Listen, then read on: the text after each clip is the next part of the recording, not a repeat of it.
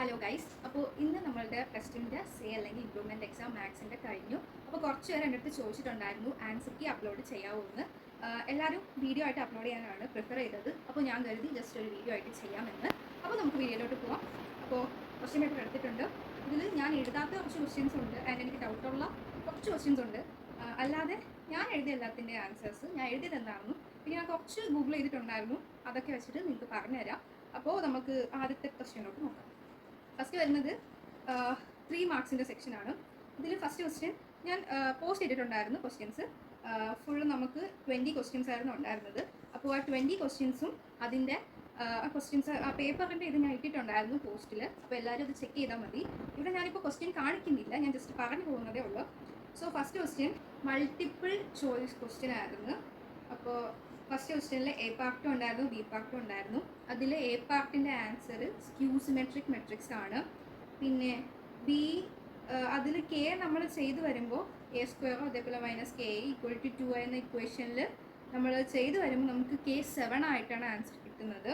അപ്പോൾ ഫസ്റ്റ് ക്വസ്റ്റ്യൻ്റെ answer A skew സിമെട്രിക്കും സെക്കൻഡ് കെ ഈക്വൽ ടു 7.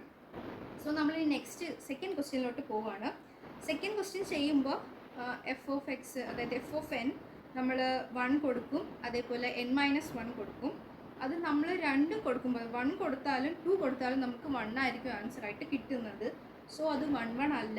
പിന്നെ നമ്മൾ ഓൺ ടു ചെക്ക് ചെയ്യാൻ നോക്കുമ്പോൾ നമുക്ക് അത്യാവശ്യം എല്ലാ നാച്ചുറൽ നമ്പേഴ്സും കിട്ടും. സോ അത് ഓൺ ടു ആണ്, കോഡൊമൈനും റേഞ്ചും ഈക്വൽ ആണ്. സോ സെക്കൻഡ് ക്വസ്റ്റ്യൻ്റെ ഫസ്റ്റ് ആൻസർ ഓപ്ഷൻ ബി ആണ്, ഓൺ ടു ബട്ട് നോട്ട് 1. ഇനി അതിൻ്റെ ബി ക്വസ്റ്റ്യൻ, ബി പാർട്ടിൻ്റെ ആൻസർ നമ്മൾ ചെയ്ത് വരുമ്പോഴത്തേക്കും റേഞ്ചാണ് ചോദിച്ചേക്കുന്നത്. അപ്പോൾ ചിലവർ നാച്ചുറൽ നമ്പേഴ്സ് എന്നൊക്കെ എഴുതി കാണും, ബട്ട് നമുക്ക് 2 തൊട്ടാണ് സ്റ്റാർട്ടിങ് വരുന്നത്. അപ്പോൾ 2 to infinity എന്ന് എഴുതുന്നതായിരിക്കും കുറച്ചുകൂടി നല്ലത്.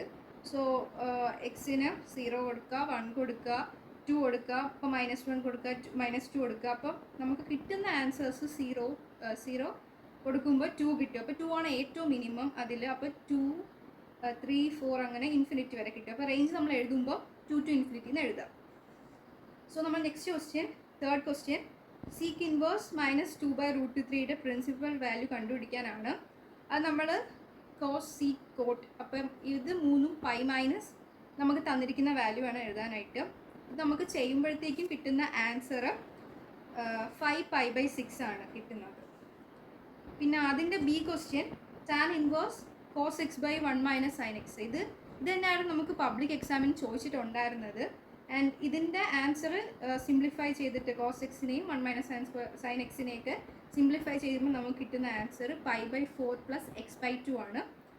ചിലവർ x/2 മാത്രം എഴുതിയേക്കുന്ന ഒരു സാഹചര്യം കണ്ടിട്ടുണ്ടായിരുന്നു, ബട്ട് കറക്റ്റ് ആൻസർ π/4 + x/2 ആണ്.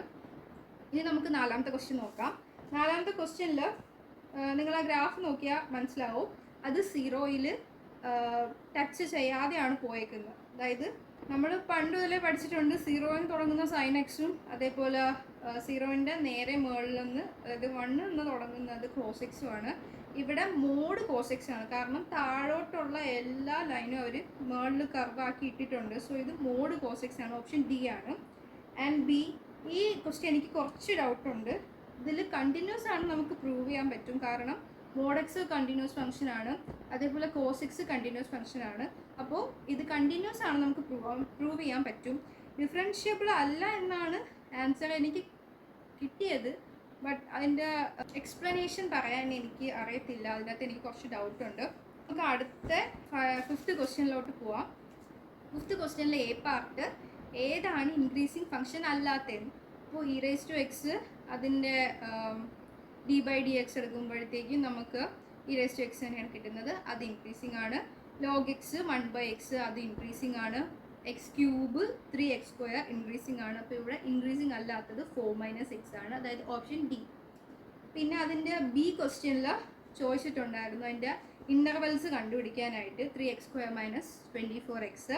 അപ്പോൾ അത് നമുക്ക് കിട്ടുന്നത് 4 ആണ് x ആയിട്ട് കിട്ടുന്നത്. സോ ആദ്യം -∞ to 4 ഡിക്രീസിങ്ങും ആൻഡ് 4 to infinity ഇൻക്രീസിങ്ങും ആയിരിക്കും.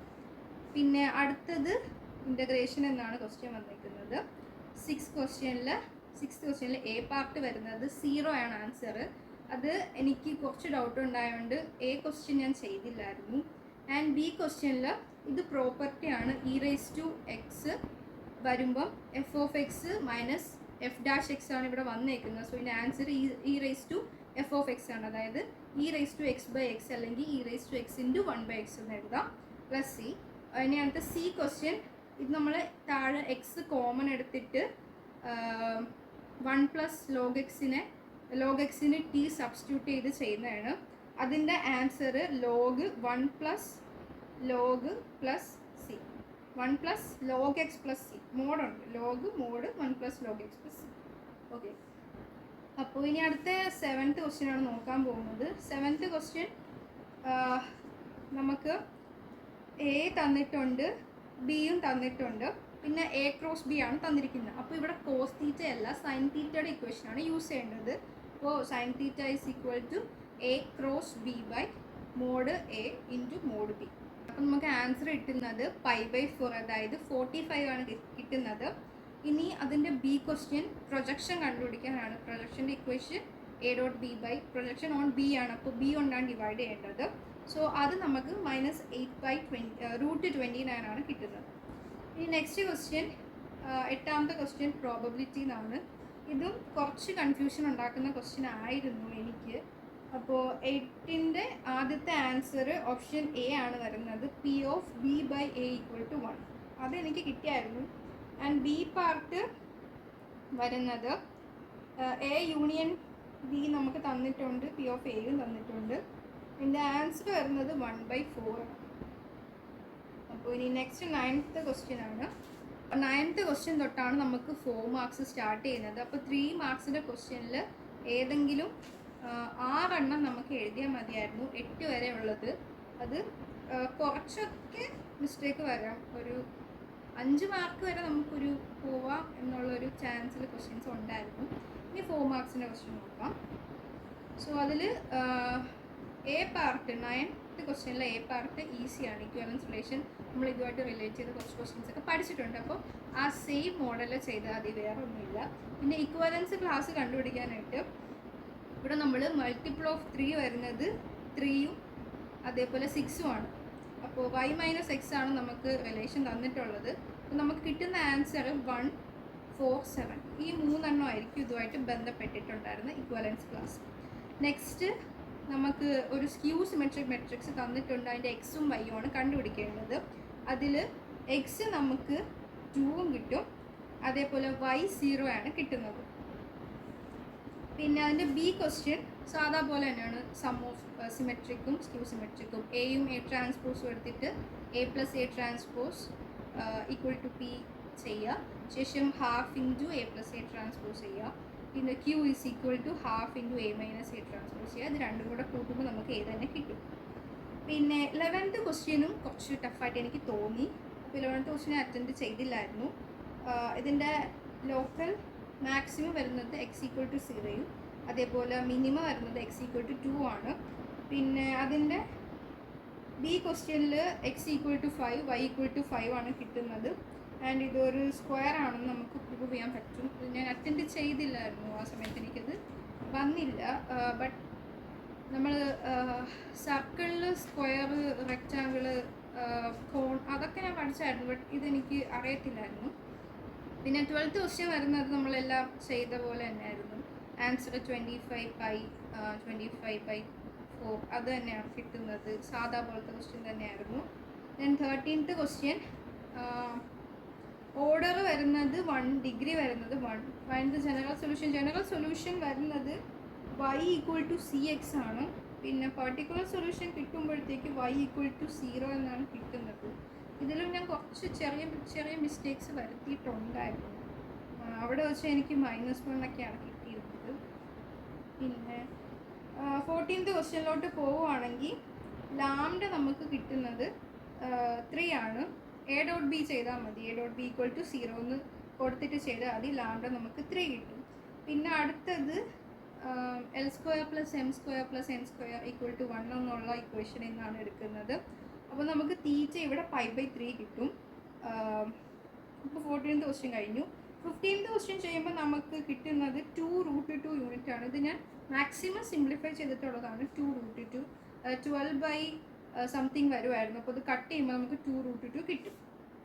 Next 16th question. 16th ക്വസ്റ്റ്യൻ്റെ ഫസ്റ്റ് പാർട്ട് എനിക്ക് കുറച്ച് കൺഫ്യൂസിങ് ആയിരുന്നു.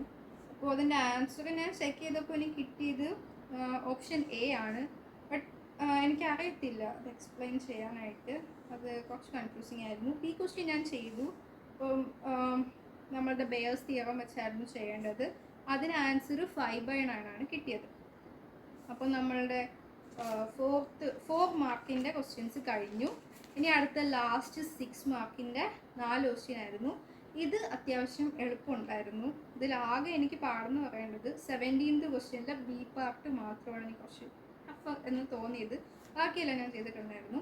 17th ക്വസ്റ്റ്യനിൽ ക്വസ്റ്റ്യനിൽ ഫസ്റ്റ് പാർട്ടിൻ്റെ ആൻസർ വരുന്നത് dy/dx = y + 2 cos of y - x ഇതാണ് വരുന്നത്.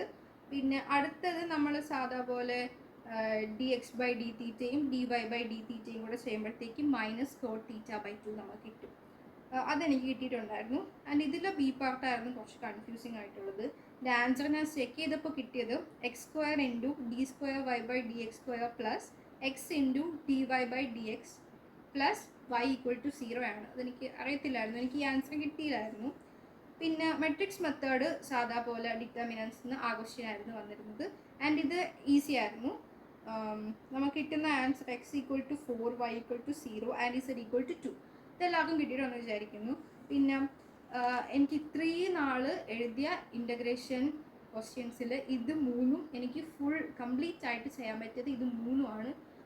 സാധാരണ ഏതെങ്കിലും ഒരെണ്ണം ഒരു ടഫാക്കും. ബട്ട് ഇത് 3 എനിക്കറിയായിരുന്നു.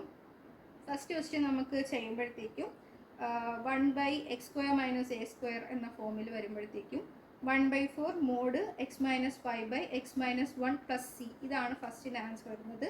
സെക്കൻഡ് നമ്മൾ x² t സബ്സ്റ്റിറ്റ്യൂട്ട് ചെയ്ത് ചെയ്യുമ്പോഴത്തേക്കും 1/2 e⁻x² + c ആണ് ആൻസർ വരുന്നത്. പിന്നെ സി ക്വസ്റ്റ്യൻ നമ്മൾ എപ്പോഴും കണ്ടിട്ടുള്ള, എപ്പോഴും പരീക്ഷയ്ക്ക് ചോദിക്കുന്ന പ്രീവിയസ് ഇയർ ആണ്. ഇത് ചെയ്യുമ്പോൾ നമുക്ക് π/4 ആണ് കിട്ടുന്നത്.